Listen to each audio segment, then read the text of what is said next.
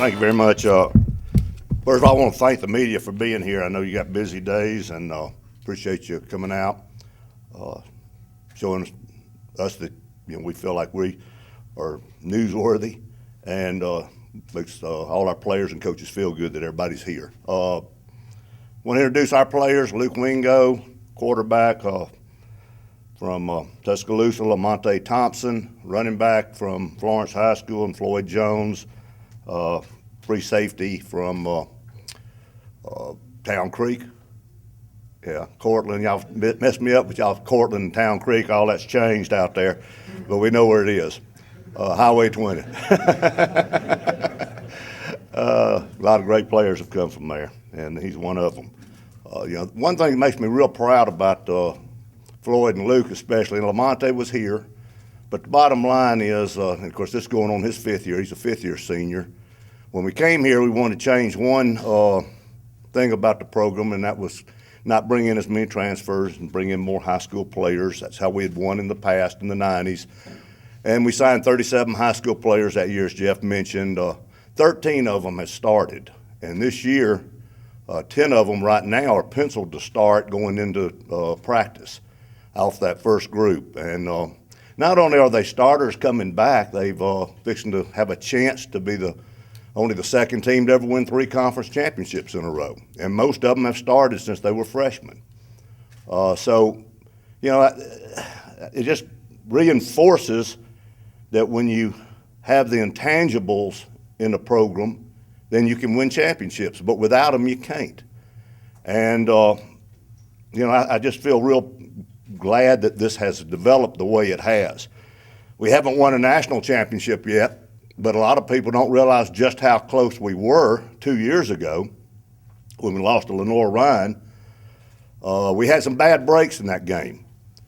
And if we had won that game, we would have probably won the next week. We would have hosted the semifinals, and it was against a team from the East that wasn't very strong, and Lenoir-Rhyne beat them pretty bad. We lost by 3 points on a muddy field, and they ran the wishbone. We made some major mistakes ourselves, and we had some major bad calls in the game that influenced it. Of course, we don't have they can't look at it, until the semifinal game from instant replay. And they probably would have been reversed had they looked at them. But that's not the point. Point is, just like in 95, you've got to be good enough to overcome those things to win a national championship. This team has got to be good enough to overcome a bad call, overcome a bad injury at the wrong place, wrong time. And that's what our goal has got to be, is to be the best we can be and see if we can get good enough to overcome those things. Not hope for good breaks, but overcome the bad breaks, because you're going to get them. You're going to get people hurt. You're going to get bad calls. It's part of the game. Officials are human. We make mistakes as coaches. Players make mistakes as players. Officials make mistakes in a game. They're not perfect. So we got to be good enough to overcome that. And that's our challenge for this year going in, because we want to win that 3rd championship on the conference. We want to win the national championship. And that needs to be where our focus is, at our goals, and then, of course, beating Miles is where it starts in the first game.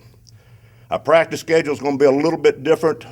First of all, one reason we're very fortunate is we've been able to, when I came here, I promised the administration I'd do one thing, and that's hire good people.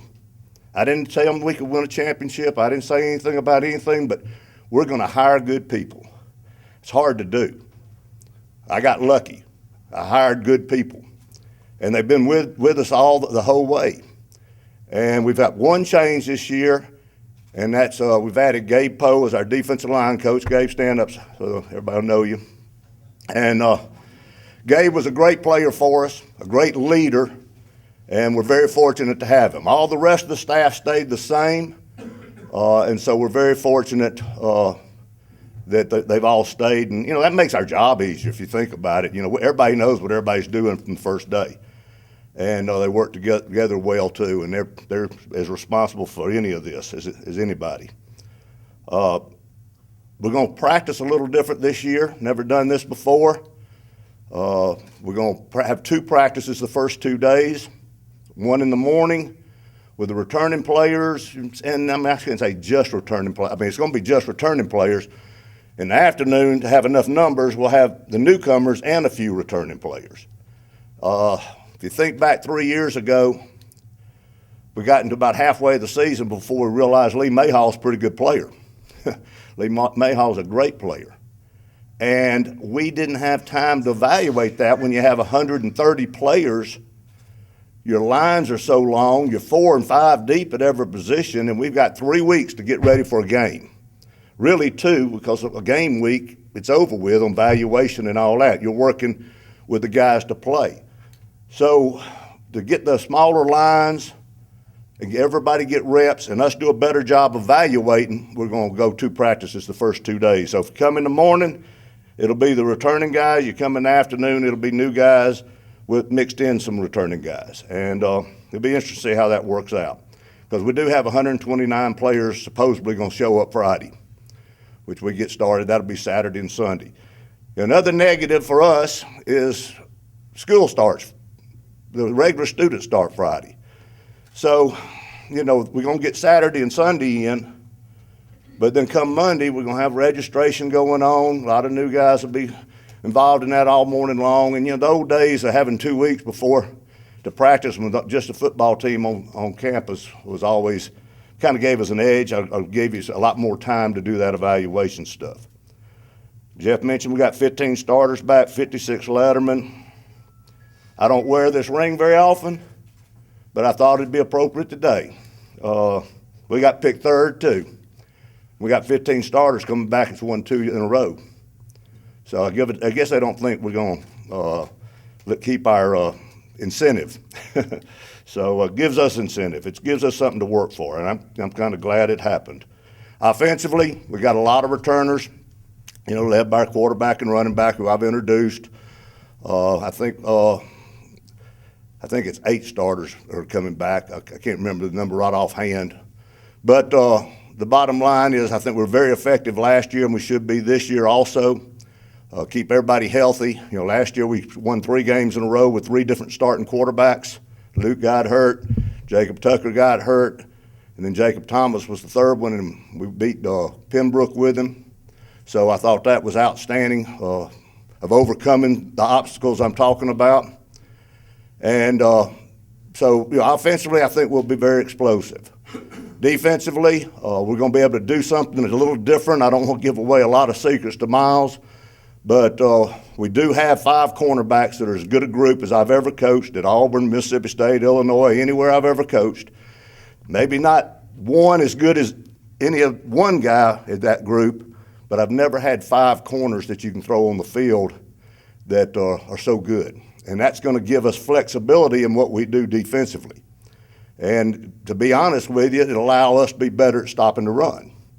Sounds funny, cornerbacks aren't really run stoppers, but if you force the other team to throw at your strength, then you might have if they can hold up, have a chance to be better against the run also. So feel good about that. Special teams, Will Lovelace is one of the best long snappers I've ever been around.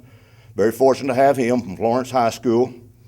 I think he had 1 bad snap all year last year as a true freshman.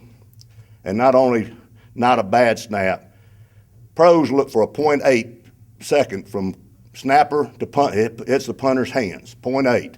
He's hit 0.6 a couple of times. That's a 4th faster than most of the NFL guys shoot for. So that's pretty impressive. Punter, we signed Jeb Millender from Itawamba. He was a 2nd-team All-American punter in junior college. And as a kicker, we have Kevin Hinkie, who was on the team last year. I think Kevin's very, very accurate, probably more accurate than Taylor was last year. But we're not going to have the leg to hit the 54-yarder on the last play of the game. And, that's something that we got to overcome. Now, he is very effective. And I'd rather have a guy that can hit them all inside 30 and hit all his extra points than the one that every once in a while is going to be able to kick a real long one. But we'll have to keep that, that'll have to change our game plan and what we do. So I feel good about the team, obviously. A lot of seniors, a lot of experience, a lot of guys who've been through wars. Luke, he's won You know, we don't throw for 4,000 yards, so he doesn't get to be all conference and all that thing. But I don't know if there's a quarterback in our league that's brought teams from behind in the last seconds of a game or won in overtime as much as Luke has, and that's a winner. And we're very fortunate in that position. And so I'm excited. Look forward to these guys finishing their career with a bang, and win 3 in a row would be awesome. To get even further would be better. And main thing we need to be focused on right now is getting ready for Miles. Has anybody got any questions? You want me to ask questions, or we can do that afterwards? Anybody got any questions? Greg? Hey, Bobby, how much deeper is the league this year when Florida Tech is improving by leaps and bounds? Well, I think it's as deep as I've ever seen it, Greg. I mean, not just you've got obviously West Georgia. Will's doing a great job there, no question. You've got Delta, who we haven't beaten the last 2 years, and those are definite reasons for that we got picked third. West Georgia made a long run into the playoffs and did a great job. But then you do have Florida Tech, who I think has improved as fast, or from going from a first-year program, they've gotten as good as fast as any team I think could ever do. I mean, they're doing unbelievable there. You've got West Alabama that's still, doing well, recruiting well. I think they've got a real good young coach. There's one more, Valdosta. They're always there. How can you forget them? They beat us in the playoff. So, yeah, I don't ever remember 5 teams, 6 teams with a chance to win the conference. Now, back in the old days, Troy, us, and Jacksonville. Then it was Delta, us, and Valdosta. Now it's 5 or 6 teams, and so that makes it a lot tougher to win. But same time, there's a good odd if you win one game, you're not out of it either. And so, of course, we don't want to do that, but that is the possibility. Any other questions? All right, appreciate it. Thank you.